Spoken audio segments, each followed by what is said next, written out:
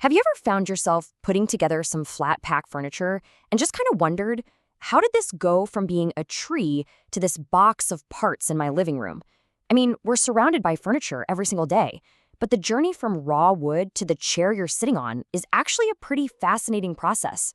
So today, let's pull back the curtain and look at the fundamentals of how it all comes together. All right, here's our game plan. First, we're going to explore the big picture, what we even mean by the world of furniture. Then, we'll break it all down to the three essential building blocks of pretty much every single piece. After that, we'll see those blocks in action with things you see every day, like cabinets and shelves. And finally, I'm going to give you a quick checklist so you can spot real quality craftsmanship for yourself. So, let's start at the beginning.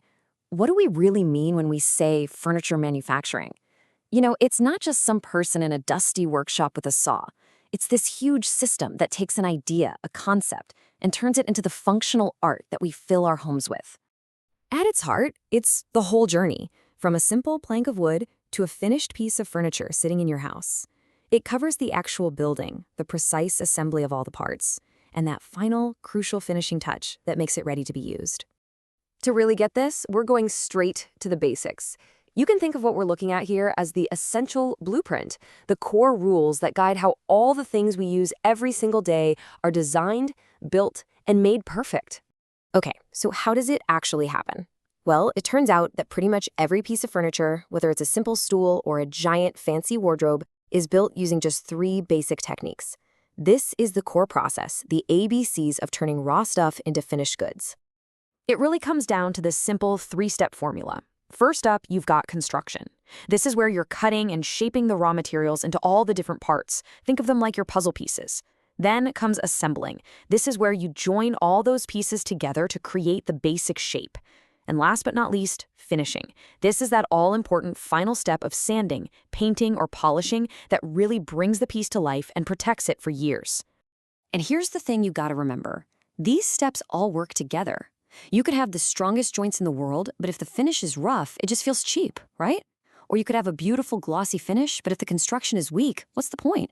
You need all three: strength, smoothness, and looks. And it all comes from this core process. All right, enough theory. Let's look at how these rules actually work. With furniture, you probably have just a few feet away from you right now. Let's start with a total classic, the cupboard. It's a simple idea, really, just a storage cabinet with doors. But man, it's an absolute cornerstone of keeping a home organized. I mean, they're everywhere, from your kitchen to your bedroom. You could almost call them the frontline soldiers in the never-ending war against clutter. Their job is super simple, but so important. Keep our stuff organized, out of sight, and protected.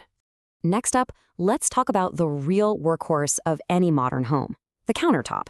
It's that tough, flat surface on top of your cabinets that, let's be honest, takes a lot of abuse in our kitchens and bathrooms. Just think about your day.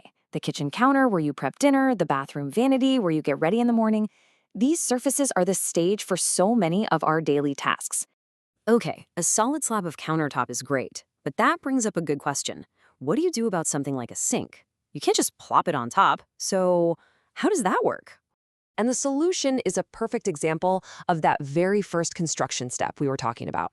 A really precise hole, which is called a cutout, is made right into the material. It's shaped perfectly, so the sink can just drop right in. It's construction and assembly working together perfectly.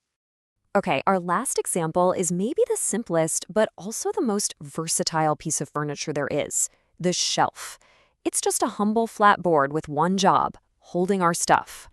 And whether they're showing off our favorite books or just keeping spices handy in the kitchen, shelves turn what would be empty wall space into super valuable storage. Their real power is just how simple and elegant they are. So we know the process, and we've seen some examples. But what's the difference between a piece of furniture that falls apart in a year and one that lasts a lifetime? Well, it all comes down to the standards of quality. You can think of standards as like the official quality checklist. They're the rules that define what a really well-made piece should look and feel like. And this isn't just someone's opinion. It's the mark of a real professional. And these standards aren't some vague idea. They are real things you can actually check for yourself. We're talking about surfaces that are perfectly smooth to the touch, joints that are super tight and strong, measurements that are exact, and just an overall appearance that looks clean and professional. You can literally see and feel quality. At the end of the day, it all boils down to this. Good furniture isn't just about looking nice. It has to be safe to use, it has to be strong enough to handle everyday life, and it needs to have that professional finish that tells you it was made with real skill. So I'll leave you with a little challenge.